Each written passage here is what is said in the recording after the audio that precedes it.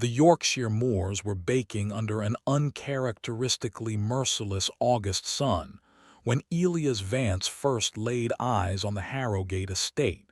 As an antiquities expert and estate liquidator for Sotheby's, Elias was accustomed to the grand, the decrepit, and the forgotten. He made his living sifting through the remains of dead dynasties, categorizing their histories into lots and auction blocks.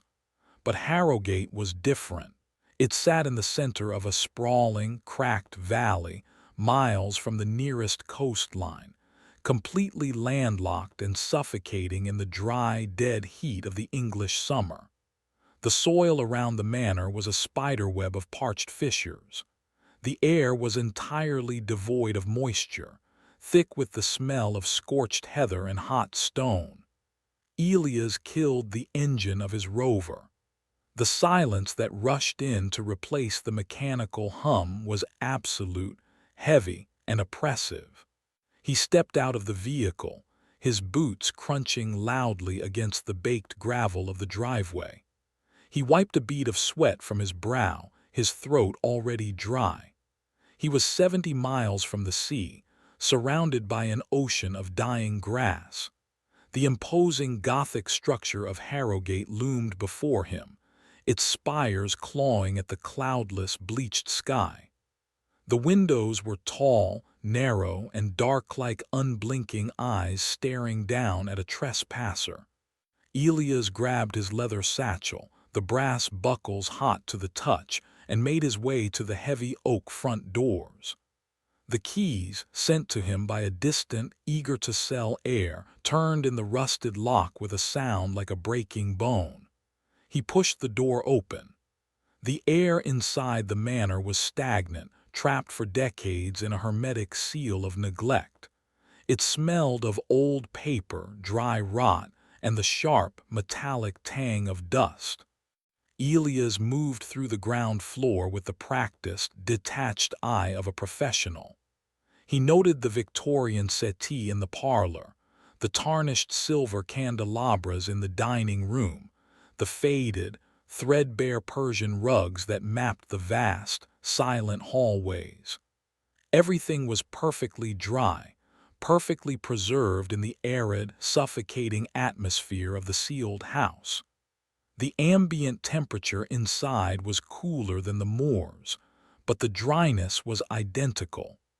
It felt like walking through a crypt in a desert. Elias spent his first 3 hours meticulously documenting the ground floor library.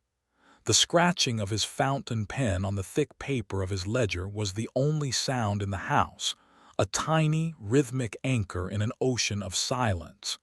He was a man grounded in the tactile reality of things. Wood, silver, paper, and glass, these were materials he understood. They aged according to the laws of physics. They decayed predictably. They held no secrets that a magnifying glass and a carbon date couldn't unravel. By late afternoon, the sun began its slow descent, casting long, bruised shadows across the floorboards. Elias packed his ledger and made his way to the grand staircase, his hand trailing lightly along the banister. The wood was bone dry, the varnish long since flaked away. He ascended into the gloom of the second floor, the air growing even more stagnant, if such a thing were possible. He opened the doors to the various guest rooms, finding nothing but sheet-draped furniture resembling ghosts in purgatory. It wasn't until he reached the end of the long, narrow corridor that he found the master bedroom. The door was exceptionally heavy, resisting his push before finally giving way with a prolonged, agonizing creak. As the door swung inward, Elias froze. The overwhelming, bone-dry smell of dust and old paper was suddenly, violently shattered. It was replaced by a scent that made absolutely no logical sense. It was the sharp, unmistakable odor of low tide. It was the smell of iodine, crushed shells, wet sand, and rotting kelp. The sudden olfactory shift was so jarring that Elias instinctively took a step back, his brain struggling to reconcile the sensory input with his physical location.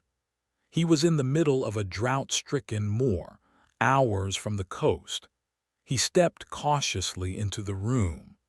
The scent grew stronger, thicker, coating the back of his throat with a phantom slickness. He looked around.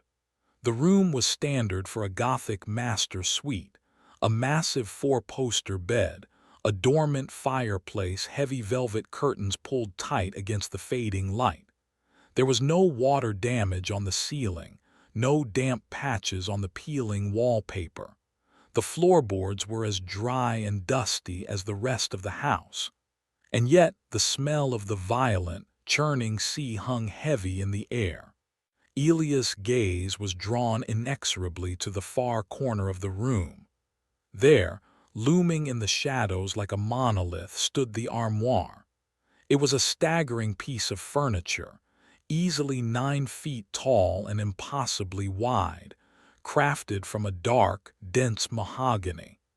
It devoured the faint light that managed to bleed through the heavy curtains. As Elias slowly approached it, the smell of the ocean intensified to the point of nausea. The air immediately surrounding the wardrobe felt different, heavier, colder, thick, with an invisible, suffocating humidity.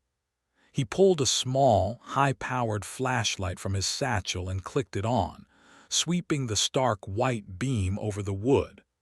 The craftsmanship was simultaneously exquisite and repulsive. The mahogany had been intricately carved, but not with the standard Victorian floral motifs. Instead, the wood seemed to writhe with undulating patterns that mimicked the cresting of violent waves. Deep, shadowed gouges in the wood looked uncomfortably like the swirling vortex of a maelstrom. As Elias moved the light closer, he noticed the finer details. What he initially thought were decorative knots in the burl of the wood were actually carved barnacles, clustered tightly together like pustules. The vines wrapping around the base were unmistakably strands of thick, bladder-wrack kelp. And hidden within the cresting wooden waves, nearly imperceptible unless the light caught them just right, were faces. Human faces, their mouths stretched wide in silent, agonizing screams, their eyes wide with terror, submerged within the mahogany sea. Elias swallowed hard. His mouth was still bone-dry, but his hands were beginning to tremble. It's just an antique, he told himself. A morbid, eccentric piece of woodwork, nothing more. He reached out and grasped the heavy brass handles. They were cold, shockingly cold. Unlike the sweltering brass of his satchel outside, these handles felt like they had been submerged in freezing depths for a century. He pulled. The doors of the wardrobe swung open with a sound that did not belong in a dry house. It was not a creak of hinges. It was a wet, heavy suction sound like a boot being pulled from thick, deep mud. Elias shined his flashlight into the cavernous interior. He expected dampness. He expected to find the source of the overpowering brine, perhaps a forgotten, rotting collection of sea specimens, or a hidden pipe that had burst and flooded the back panels. But the inside of the armoire was entirely dry. The mahogany backing was pristine. Hanging from a thick wooden rod were exactly 5 garments. They were impeccably preserved, completely free of moth holes or dust. There was a woman's mourning dress, a child's sailor suit, a heavy fisherman's sweater, a formal morning suit, and a thick, double-breasted wool overcoat. The smell of the sea was deafening here, yet the clothes were dry to the touch. Elias reached out and ran his fingers along the sleeve of the wool overcoat. The fabric was coarse, heavy, and surprisingly warm. He examined the stitching. It was early 1900s, perhaps older. The buttons were large, dark, and smooth, resembling polished stones from a pebbled beach. Elias, driven by the obsessive curiosity that made him a master in his field, wanted to check the lining for a maker's mark. To do so properly in the dim light, he needed to take the coat off the hanger. He slipped the wooden hanger from the rod. The coat was incredibly heavy, far heavier than typical wool. It possessed the dense, dead weight of a corpse. He held it up by the shoulders, inspecting the dark, silken interior. No label. The craftsmanship was immaculate.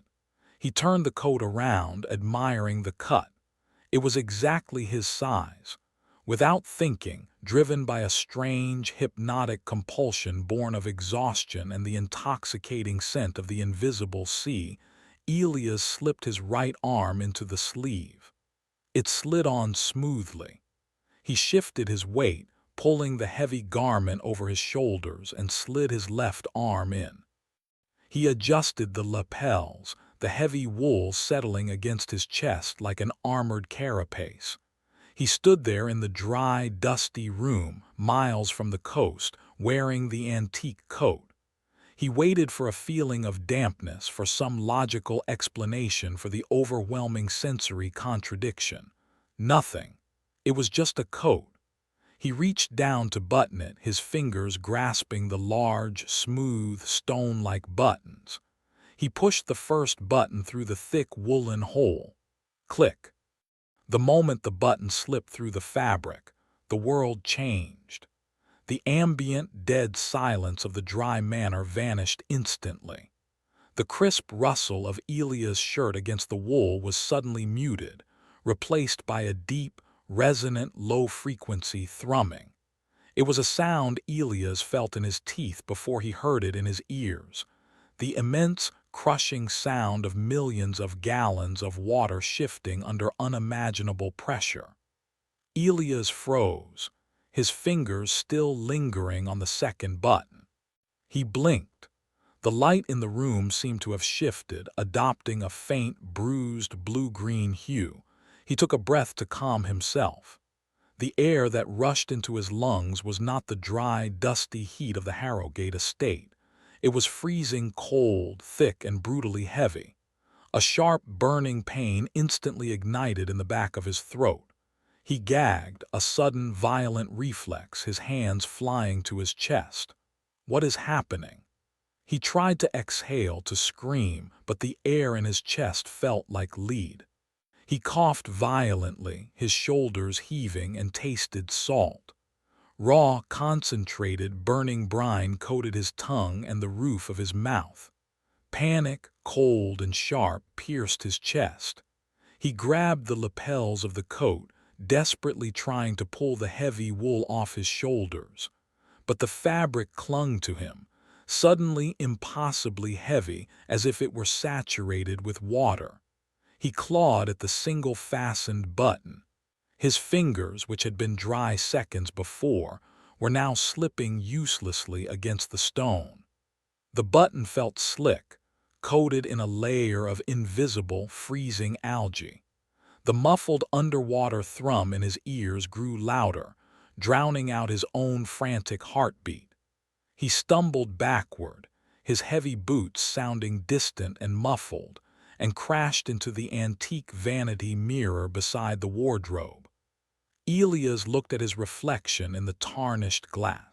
The room behind him in the mirror was the same dry, dusty tomb, but his face was changing. His skin had gone deathly pale, and his lips were turning a faint, terrifying shade of oxygen-deprived blue.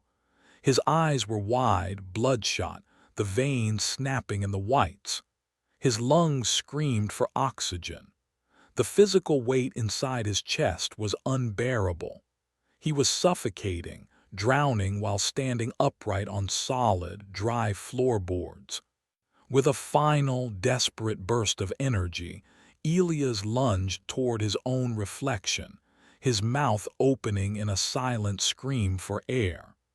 He forced his diaphragm to contract, expelling what little breath he had left. As he exhaled, A tiny, perfect, spherical bubble of air escaped his blue lips. He watched in the mirror, paralyzed by a creeping, absolute terror, as the bubble floated slowly upward, defying the dry gravity of the room, drifting toward the ceiling before popping silently against the dusty plaster. The pressure in his chest doubled. The water was rising. The human body is an engine built for survival, programmed to fight for oxygen with a violent, mindless desperation. Elias' conscious mind had already surrendered to the impossible reality of the room, but his nervous system was at war. His vision narrowed to a tunnel, the edges bleeding into a bruised, pulsing blackness. The air in his lungs was no longer air. It was a dense, freezing, crushing mass. He could feel the cold weight of the phantom water settling into the lower lobes of his chest, a heavy, internal tide pulling him down into the darkness of his own anatomy.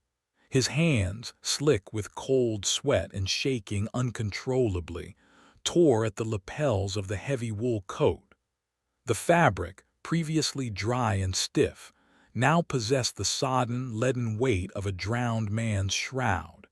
He clawed at the single-fastened button. The smooth, polished stone was impossible to grip. It felt coated in a microscopic layer of slime, the kind of slick, organic film found on rocks exposed at a low, fetid tide.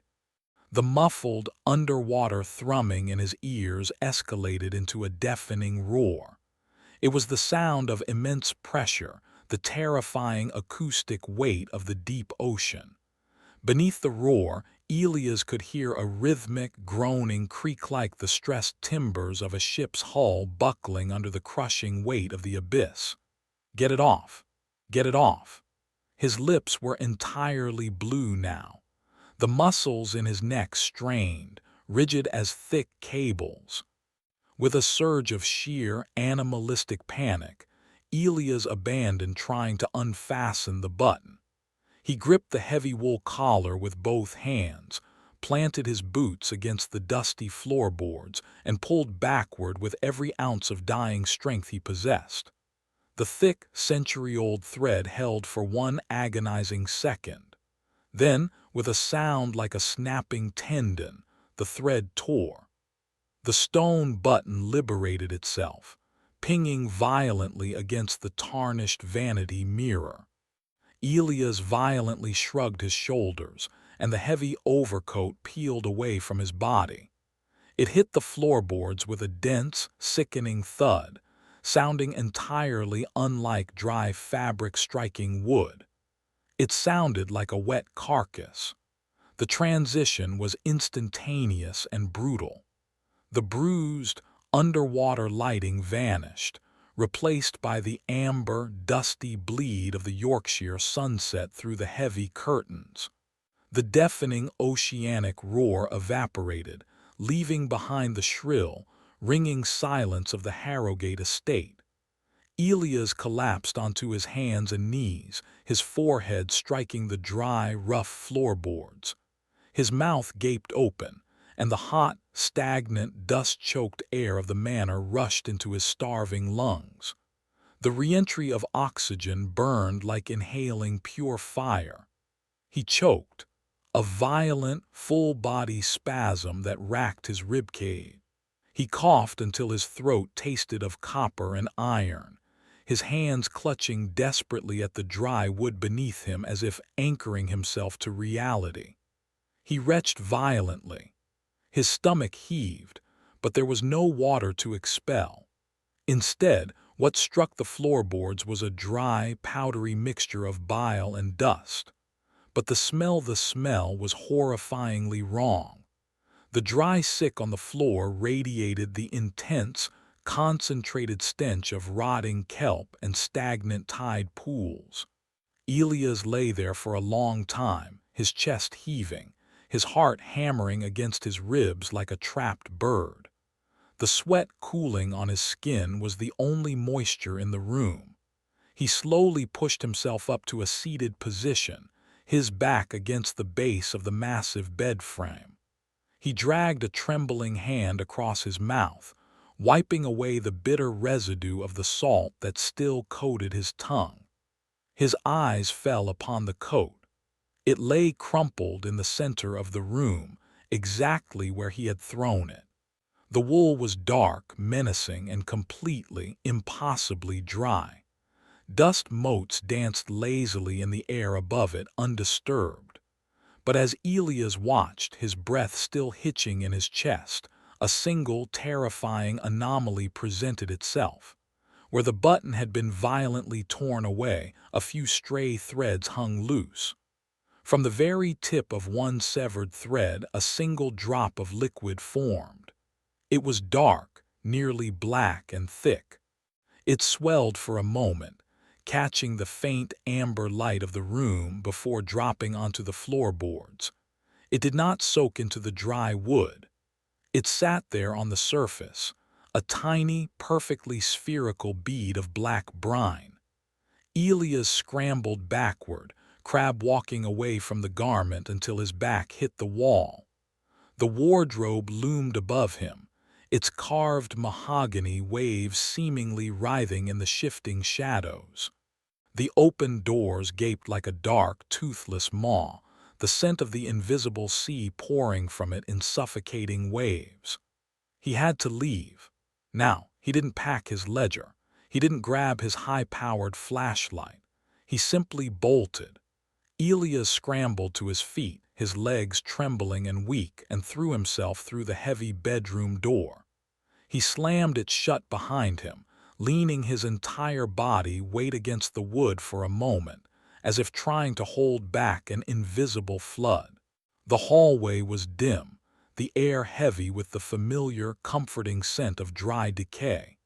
He inhaled deeply, trying to flush the lingering taste of salt from his respiratory tract. He pushed away from the door and ran toward the grand staircase. His heavy boots pounded against the floorboards, shattering the silence of the manor. He descended the stairs two at a time, his hand gripping the bone-dry banister. The house felt different now. The inanimate, lifeless quality of the estate had shifted. It no longer felt like a tomb. It felt like a trap waiting to be sprung. The architecture itself seemed to lean inward, the long shadows of the late afternoon stretching across the parlor floor like grasping fingers. He reached the ground floor and sprinted for the massive oak front doors. The keys were still hanging from the rusted deadbolt, exactly where he had left them. Beyond the frosted glass panels, the Yorkshire moors were bathed in the dying light of the sun, the cracked earth radiating a relentless, dry heat. Safety. Reality. Elias grabbed the brass handle and pulled. It didn't budge. He frowned, his panic spiking. He twisted the iron key in the lock. It turned smoothly with a heavy asterisk clunk asterisk. He pulled the handle again. The door was solid, immovable, as if the wood had fused with the stone frame. "Come on," he hissed, his voice sounding thin and raspy in the vast foyer. He grabbed the handle with both hands, bracing his foot against the door frame, and pulled with all his strength. Nothing. There was no give, no rattle of loose hinges. It was absolute resistance. He stepped back, breathing heavily. He looked at the frosted glass panels beside the door. If he couldn't open it, he would break it. He grabbed a heavy, bronze umbrella stand from the corner of the foyer, hoisted it over his shoulder, and swung it violently at the glass. The impact sent a jarring shockwave up his arms, vibrating into his teeth. The bronze struck the glass with a dull, heavy thud. The glass didn't shatter, it didn't even crack. Elias dropped the umbrella stand. It clattered loudly against the floor. He stepped closer to the glass, bringing his face inches from the frosted pane. It was cold, freezing cold.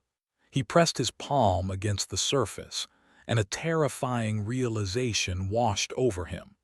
The glass was no longer glass. It felt thick, dense, and unyielding like the reinforced viewing port of a deep-sea submersible. He peered through the frosting, trying to make out the shape of his rover parked on the dry gravel outside. The image was distorted, wavering and shifting. It wasn't the heat haze of the moors. It was the distortion of looking through millions of gallons of water. The sunlight outside was no longer a harsh, yellow glare. It was being filtered down into a murky, suffocating green-blue twilight. The dry, cracked earth of the driveway was gone. In its place, thick ribbons of dark kelp drifted lazily in an invisible current, brushing against the tires of his vehicle. Harrowgate Estate was no longer sitting on the moors. The house had sunk. Elias stumbled backward, tripping over the discarded umbrella stand and falling hard onto the Persian rug. The house was entirely dry. The dust was thick. The air in the foyer was hot and stagnant. Yet the outside world had been replaced by the crushing depths of an ocean. The wardrobe hadn't just affected him. It had consumed the reality of the entire structure. He scrambled to his feet, his mind fracturing under the weight of the impossibility. He needed water. He needed to wash the taste of brine from his throat, to ground himself in something real. He ran toward the back of the house, pushing through the swinging doors into the cavernous Victorian kitchen. The room was a graveyard of rusted cast iron and dust-sheeted counters. He rushed to the massive porcelain sink and grabbed the brass handles of the faucet. He twisted the cold water valve violently. The pipes groaned, a hollow, dry, rattling sound echoing from deep within the walls. He waited, his hands gripping the porcelain edge of the sink. After a long, agonizing moment, the faucet sputtered, but water did not flow out. Instead, a thick gray sludge of wet, fine silt and crushed, microscopic seashells began to ooze from the tap, dropping into the dry basin with a heavy, wet asterisk plop. Elias stared at the mound of wet sand growing in the sink. The smell of low tide was rising from it, filling the kitchen. He leaned over the basin, his chest heaving, his sanity hanging by a thread. He felt a sudden, sharp tickle in the back of his throat. A deep, wet cough racked his frame. He covered his mouth with his hand, coughing violently, the force of it bringing tears to his eyes. When the spasm passed, he pulled his hand away and looked at his palm. Lying in the center of his lifeline, glistening with a slick, foul-smelling moisture, was a small, torn fragment of green seaweed. The drowning hadn't stopped. The ocean wasn't just outside the doors, it was inside him. The wool coat had planted the seed of the deep sea directly into his lungs, and it was slowly beginning to bloom. Elias backed away from the sink, wiping his hand frantically against his trousers. The silence of the house returned, pressing in on him from all sides. He was trapped in a dry submarine, slowly drowning from the inside out. And then the silence was broken. It wasn't the sound of pipes or the settling of old wood. It came from directly above him, from the floorboards of the second story. Squelch. Elias froze, his blood ran cold. Squelch, squelch. It was the heavy, distinct sound of a waterlogged boot stepping onto dry wood. Someone or something was walking slowly, deliberately down the second-floor hallway. Squelch. The sound paused. Elias tracked it mentally. The footsteps had stopped directly at the top of the grand staircase. Elias held his breath, his chest burning with the familiar, terrifying pressure. The wardrobe had held 5 garments. He had only taken off the coat. From the darkness at the top of the stairs, a faint, rhythmic sound drifted down to the kitchen. It was the slow, continuous dripping of water onto dry wood. Elias remained perfectly still in the stifling heat of the kitchen, his back pressed hard against the dusty porcelain of the sink. The air was trapped in his throat. If he exhaled, he feared the wet rattle in his chest would betray him. He listened, his eyes wide and fixed on the heavy oak swinging doors that separated the kitchen from the main hallway. Squelch, drip, squelch. The sound was agonizingly slow, descending the grand staircase with the measured, heavy deliberation of something hauling immense, dead weight. It was not the sound of a person walking. It was the sound of a saturated mass of organic matter being dragged across dry timber. Every impact sent a low, vibrating tremor through the floorboards, an acoustic ripple that Elias felt deep in the marrow of his shins. He slowly lowered himself to the floor, his joints protesting with a sudden, sharp ache. He crawled across the cracked linoleum toward the swinging doors, pressing his cheek against the dusty floor to peer through the narrow, half-inch gap beneath them. The hallway was bathed in the bruised, murky twilight filtering through the frosted front windows. And there, standing perfectly still at the bottom of the grand staircase, was a pair of legs. They were encased in dark, heavy wool trousers, so soaked with seawater that the fabric clung tightly to a bloated, misshapen anatomy beneath.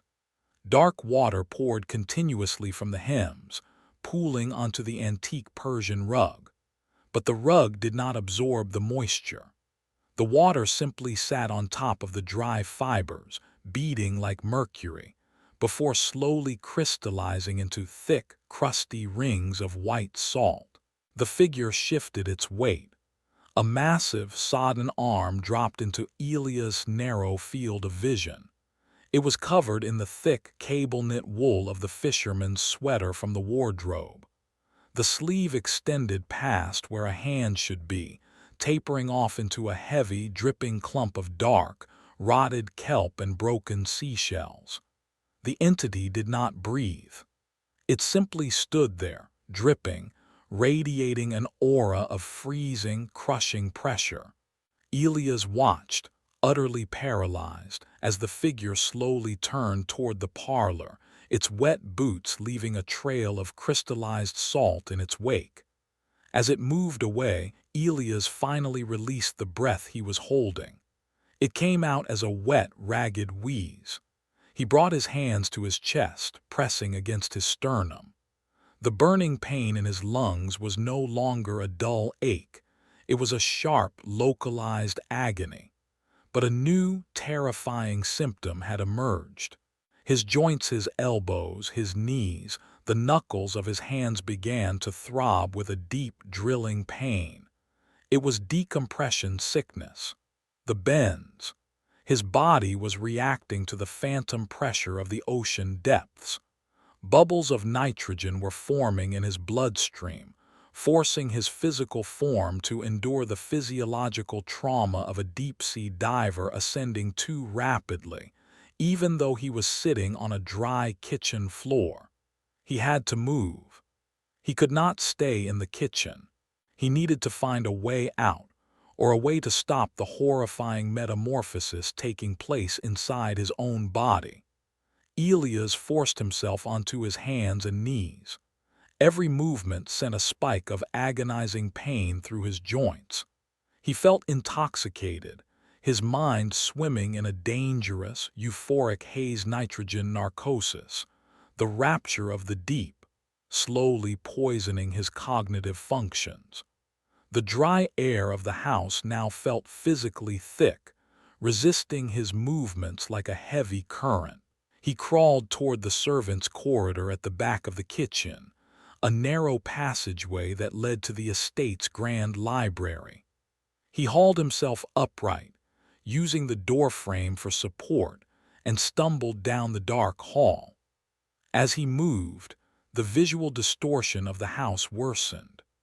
The motes of dust that had danced lazily in the amber sunlight mere hours ago were now suspended motionless in the air, resembling a dense cloud of microscopic plankton. When Elias waved his hand through them, they swirled and eddied exactly as particles would in a liquid medium, drifting slowly in the wake of his physical disturbance. He reached the library doors, grasping the cold brass handles. He pushed his way inside and immediately slid the heavy iron deadbolt into place with a definitive asterisk clack. The library was cavernous, its walls lined floor to ceiling with thousands of leather-bound volumes. It smelled of old glue, vellum, and dry decay, a stark momentary relief from the suffocating stench of the tide. Elias collapsed into a heavy leather armchair behind the massive mahogany desk in the center of the room. He was shivering uncontrollably, his clothes damp with a cold, greasy sweat, though the room itself was sweltering. He dragged his satchel onto the desk and pulled out his ledger, his hands shaking violently. He needed a distraction. He needed facts. He needed to understand what the Harrowgate Estate was hiding. Sotheby's had provided a preliminary dossier on the estate's history, compiling old purchase ledgers and property transfers. He flipped through the thick stack of papers, his vision blurring as the pressure built behind his eyes. His blue-tinged fingers found a brittle, yellowed manifest dating back to 1912. It detailed the acquisition of several large pieces of furniture by the original owner of Harrowgate, Lord Arthur Blackwood. Elias' eyes scanned the fading ink.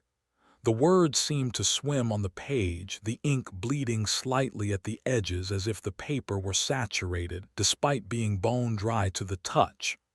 Item 4, wardrobe, dimensions 9 ft x 6 ft, material salvaged Honduran mahogany, provenance commissioned from the wreckage of the HMS Leviathan, purchased at auction, maritime salvage. Elias paused, his breath rattling wetly in his throat. He recognized the name HMS Leviathan. It was a notorious passenger vessel that had gone down in the North Atlantic in a freak, violent squall in 1898. There were no survivors. The ship had sunk so rapidly that the passengers in the lower decks had been trapped, drowning in the pitch-black, freezing depths. He read further down the page. There was a handwritten margin note, scribbled frantically by a previous archivist. The wood remembers. Lord Blackwood insists the timber retains the memory of the drownings. He claims the garments placed inside absorb the suffocating weight of the deep. He has sealed the master bedroom. He says the ocean is trying to reclaim the wood, and it is using us as vessels to bring the water inside. Elias dropped the paper. The wardrobe was not just an antique, it was a conduit. The wood had been soaking in the freezing, crushing depths of a mass grave for over a decade before it was salvaged. The agony, the panic, the literal physical pressure of the ocean floor was permanently embedded in the cellular structure of the mahogany. It was a sponge of sheer, atmospheric trauma. And by wearing the coat, Elias had allowed the wardrobe to wring that trauma out into his own body. He coughed, a violent, tearing sound that echoed in the quiet library. He clamped his hands over his mouth. When he pulled them away, there was a smear of dark, briny water mixed with his own blood. He had to destroy it. If the wood was the anchor holding the ocean over the house, he had to burn it, smash it, reduce it to splinters. It was the only logical anchor point left for his fraying mind. He looked around the library for a weapon. His eyes landed on a heavy, wrought-iron fire poker resting by the dormant hearth. He gripped the arms of the leather chair, preparing to force his aching body upward, to march back upstairs and batter the wardrobe into kindling. But as his hands tightened on the leather, the temperature in the library plummeted. The sweltering, dry heat of the house vanished instantly. A freezing, bone-chilling draft swept across the floorboards. Elias watched in horror as his own breath, previously invisible, materialized in the air before him in thick, white plumes of condensation. The silence of the room was broken by a new sound. It wasn't the heavy, saturated squelching of the fisherman's sweater. It was something entirely different. It came from the hallway just on the other side of the heavy oak doors he had just bolted. Tap, tap, tap. Light, rapid footsteps, small feet, small, hard shoes striking the dry floorboards. Elias stopped breathing. The pressure in his chest threatened to crack his ribs. He remembered the contents of the wardrobe vividly. The morning dress, the formal suit, the heavy coat, the fisherman's sweater, and the child's sailor suit. The rapid, light footsteps stopped directly outside the library doors. Elias stared at the brass doorknob, his heart hammering a frantic, dying rhythm against his waterlogged lungs. The silence stretched, tight as a piano wire. Then a dark, viscous substance began to seep beneath the gap at the bottom of the double doors. It wasn't rushing water. It was a slow, creeping tide of black ooze, carrying with it tiny, fragmented shards of white bone and crushed periwinkle shells. The ooze crawled across the dry floorboards, advancing toward the desk with a terrifying, deliberate slowness. The smell of rotten seawater hit Elias like a physical blow, so strong it made his eyes water. Scrape. A sound came from the other side of the heavy wood. It was the sound of tiny fingernails dragging slowly down the length of the door panel, from the height of a small child down to the floorboards. Scrape. Elias pressed himself backward into the leather chair, pulling his knees up to his chest, a grown man reverting to a primal state of terror. The pain in his joints was blinding. His lungs felt as if they were filled with wet cement. Then a voice spoke. It was muffled, distorted by the thick wood of the door, but the acoustic quality of it was horrifying. It sounded exactly like someone trying to speak underwater. The syllables were wet, bubbly, and completely devoid of human resonance. "I'm cold." The voice did not ask for entry. It simply stated a fact, a hollow echo from a sunken grave. Slowly, deliberately, the locked brass doorknob began to turn.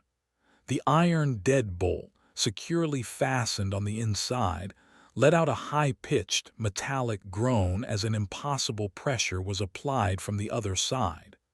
The screws holding the strike plate to the doorframe began to squeal as they were slowly, agonizingly wrenched from the dry wood.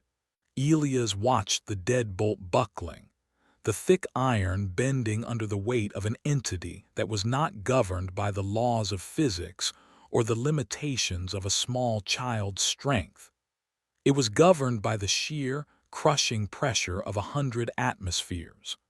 The metal bracket tore away from the frame with a violent asterisk crack, hitting the floorboards and skittering away into the shadows. The right door slowly groaned open, revealing the pitch-black darkness of the hallway. The black, viscous ooze at the threshold rippled, and a tiny, perfectly dry white canvas shoe stepped into the library. The library door hung open, suspended in the agonizing silence of the broken deadbolt. Elias remained pinned against the leather armchair, his knuckles white as they dug into the upholstery. The iron fire poker lay agonizingly out of reach by the hearth, a heavy, dark anchor in a room that was rapidly losing its grip on the rules of reality. The tiny, perfectly dry white canvas shoe stepped over the threshold, followed by its twin. The entity that entered the library was shaped like a child, standing no more than 4 feet tall, dressed in the immaculate navy-trimmed sailor suit from the mahogany wardrobe. The fabric was pristine, completely free of the dark, viscous ooze that pooled beneath its feet. But the horror did not lie in the clothing. It lay in the impossible physics of the space the entity occupied. The air surrounding the child was fundamentally broken. It warped and wavered, creating a localized optical distortion identical to looking through the dense, shifting thermal layers of a deep-sea trench. Elias could not see the child's face. Where a head should have been, the air rippled violently, a localized maelstrom of immense, crushing pressure that bent the weak ambient light into jagged, fractured prisms. As the child stepped fully into the room, the barometric pressure in the library spiked with a brutal, physical force. Elias' eardrums popped simultaneously, a sharp, agonizing asterisk crack that sent a spike of pain deep into his skull. The child took another step toward the desk. Tap, squelch. The sound was a horrifying contradiction.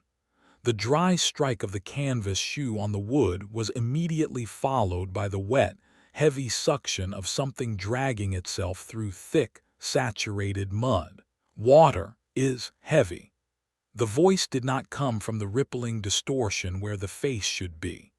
It seemed to emanate from the walls of the library itself, a gurgling, wet vibration that rattled the leather-bound books on their shelves.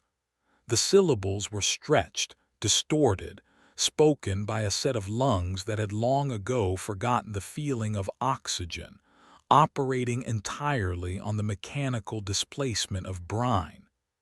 Elias' own lungs spasmed in sympathetic agony. A violent cough tore its way up his throat, and a thick spray of dark, salty water splattered across the dry mahogany desk. He was drowning faster now. The entity's proximity was accelerating the process, forcing the atmospheric weight of the HMS Leviathan's asterisk watery grave directly into Elias' chest cavity. He had to get the iron poker. He had to get out of the room. Elias threw his weight sideways, rolling out of the heavy leather chair and hitting the floorboards with a heavy thud. The impact sent a blinding flash of pain through his knees and elbows. The nitrogen narcosis, the bends, tearing at his joints like thousands of microscopic glass shards. He scrambled on his hands and knees toward the fireplace, his breathing reduced to a wet, rattling wheeze. The dry floorboards beneath him felt strange, yielding slightly under his palms like a saturated sponge, though they left no moisture on his skin. Behind him, the child altered its course, pivoting with agonizing slowness. Tap, squelch. Elias reached the hearth and wrapped his trembling, blue-tinged fingers around the cold, wrought-iron shaft of the fire poker. It was incredibly heavy, grounding him momentarily in the physical world. He hauled himself upright, using the brick mantle for support, and turned to face the entity. The child was only 10 feet away, advancing steadily. Elias raised the heavy iron bar, his arms shaking uncontrollably. "Stay back," he wheezed, the words barely audible over the roaring, underwater thrum that had returned to his ears. The entity did not react. It continued its slow, crushing advance. Desperate, Elias swung the iron poker, bringing it down with all his remaining strength toward the rippling distortion of the child's head. The iron bar did not connect with bone or flesh. Instead, as the heavy wrought iron entered the warped air surrounding the entity, the physics of the swing fundamentally altered. The momentum of the heavy metal died instantly, as if Elias had swung it into a wall of solid gelatin. The poker slowed to a creeping, agonizing crawl, pushing against a localized field of immense hydrostatic pressure. A wave of freezing, absolute zero cold blasted from the point of impact, washing over Elias' hands. Frost instantly crystallized on his knuckles, the skin turning a terrifying dead white. He gasped, dropping the poker. It didn't clatter to the floor. It drifted downward in agonizing slow motion, suspended in the impossibly dense air, before settling silently onto the rug. The entity stepped forward, closing the distance. Elias backed away, his mind fracturing. Physical force was useless. The child was not a ghost to be banished. It was a walking atmospheric anomaly. It was the crushing depth of the ocean floor, poured into the shape of a drowned boy. He turned and bolted toward the open library doors. The air in the room was growing thicker by the second, resisting his movements. The thousands of books lining the walls began to vibrate, their pages fluttering violently as if caught in a strong underwater current. As Elias reached the threshold, he looked back. The heavy leather volumes were beginning to slide off the shelves, not falling but floating upward, drifting toward the ceiling like dark, rectangular jellyfish, their pages fanning out like delicate fins in the dry, oppressive heat of the room. Elias threw himself through the library doors and into the long, dark corridor. The heavy, bruised twilight of the manor's foyer offered no solace, only a different flavor of the abyss. He needed to reach the second floor. He needed to reach the master bedroom and destroy the wardrobe, to break the wooden conduit that was flooding his reality with the asterisk Leviathan's asterisk horrific demise. But a diver cannot simply ascend from the deep ocean to the surface without facing the devastating consequences of pressure change. As Elias approached the bottom of the grand staircase, the physiological horror of the bends reached a critical threshold. His vision swam with dark, pulsating spots. His joints felt as though thick, iron spikes were being driven into the cartilage. Every step toward the stairs required a monumental exertion of will, his muscles screaming in protest against the phantom weight pressing down on his shoulders. He gripped the dry, flaking wood of the banister and pulled himself onto the first step. Creak. The sound of the staircase was wrong. It wasn't the dry groan of an old house settling. It sounded exactly like the immense, groaning stress of a ship's hull buckling under unimaginable pressure. He took another step. The pain in his right knee was so severe that his vision whited out for a fraction of a second. He tasted fresh blood in his mouth as he bit through his lower lip to keep from screaming. If he screamed, he would lose the tiny reserve of oxygen left in his waterlogged lungs. From the shadows above, the auditory hallucinations of the dying ship began to manifest in the empty house. Beneath the roaring, underwater thrum in his ears, Elias heard the muffled, chaotic sounds of the HMS Leviathan's asterisk final moments. He heard the panicked, wet shrieks of passengers trapped in the lower decks. He heard the violent, tearing sound of reinforced steel ripping apart. He heard the deafening rush of millions of gallons of freezing water breaching the bulkheads, pouring into confined spaces. The sounds weren't echoing through the air. They were vibrating through the very wood of the staircase, transmitting directly through Elias' hands as he clung desperately to the banister. He hauled himself up another step.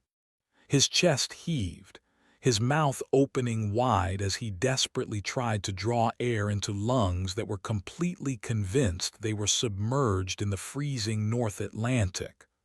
Water poured from his lips, splattering darkly onto the dry stairs. Tap, squelch.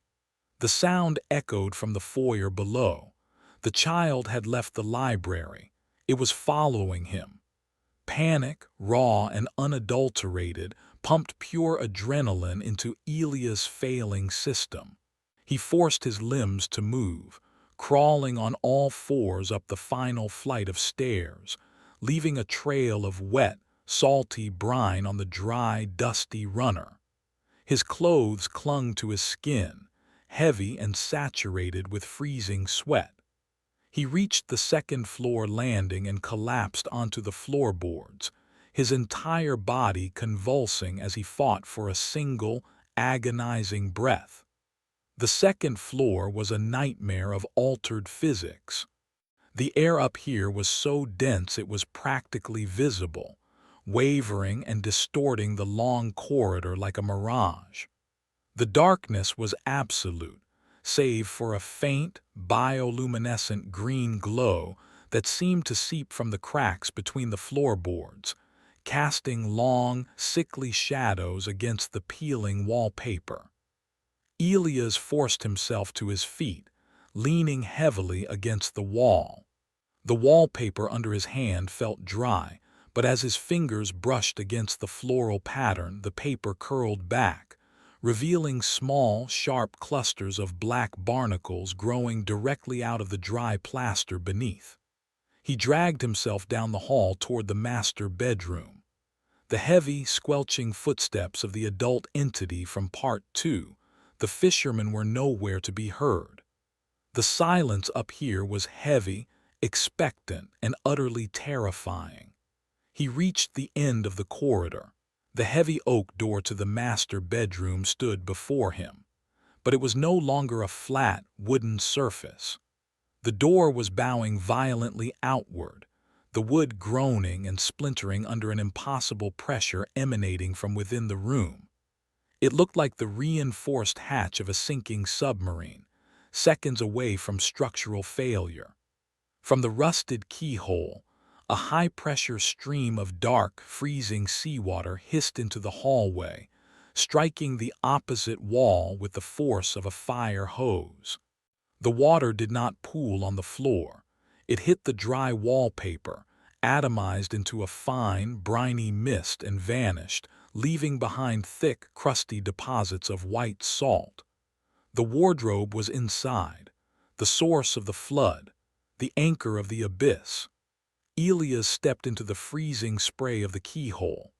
The water hit his face like icy shrapnel, blinding him, washing the blood and dust from his cheeks. He reached out with his trembling, frost-bitten hands and grabbed the heavy iron door handle. It vibrated violently under his palm, humming with the contained, roaring energy of the crushed Leviathan. If he turned the handle, the door would not simply open. The pressure trapped inside that room would blow the door off its hinges, unleashing the full, terrifying, crushing weight of the deep ocean directly into the narrow hallway. He could hear the wardrobe inside, the heavy mahogany wood groaning, a terrible, low-frequency vibration that shook the teeth in his skull. The wood was singing the song of the drowned. From the bottom of the grand staircase, the slow, methodical sound began again. Tap, squelch. The child was ascending. Elias had no oxygen left. His joints were tearing themselves apart. His vision was fading into a bruised, pulsing blackness. He gripped the vibrating iron handle with both hands, planted his boots against the salt-encrusted floorboards, and squeezed his eyes shut. He took one final, wet, rattling breath, and he turned the handle.